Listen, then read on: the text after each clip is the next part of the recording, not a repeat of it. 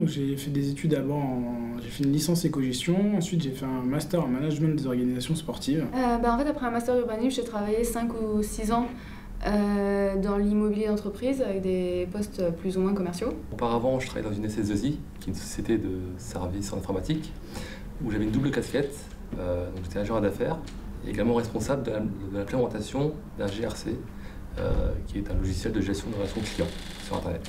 J'ai fait un master professionnel en aménagement du territoire. À la suite, j'ai travaillé pendant 2 ans dans un établissement public sur des thèmes comme la mobilité urbaine ou le mobilier urbain. C'était pas vraiment une reconversion pour moi, c'était plus un complément de formation dans le sens où je voulais un petit peu, si vous voulez, formaliser mes connaissances pour devenir consultant opérationnel en AMOA. Au début, vu que c'est un secteur un petit peu nouveau, et que même si j'appréciais l'informatique, j'avais pas forcément des compétences techniques dans ce domaine. Donc j'avais une forte appréhension, on va dire, au début. Mais après, je me suis rendu compte que les cours étaient adaptés et qu'au début, il y avait une mise à niveau pour tout le monde.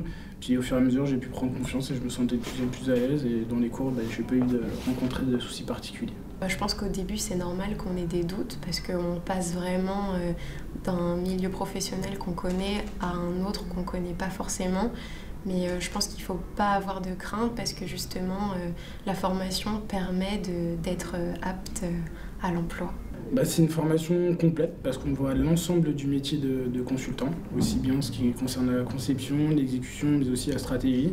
Et c'est des choses que j'utilise au quotidien dans mon travail. En fait, aujourd'hui, je travaille surtout sur un projet de support de formation en AMO. Pour des formations en AMO en interne chez un grand compte. Et donc forcément, ce que j'ai appris pendant la formation est directement utilisable pour faire ces supports. Alors aujourd'hui, je suis consultant AMOA chez Enix et je suis en mission recette pour une application chez le ministère de l'Éducation nationale à Montpellier. Aujourd'hui, je suis consultante en qualité logicielle au sein d'Enix. Moi, je suis très contente.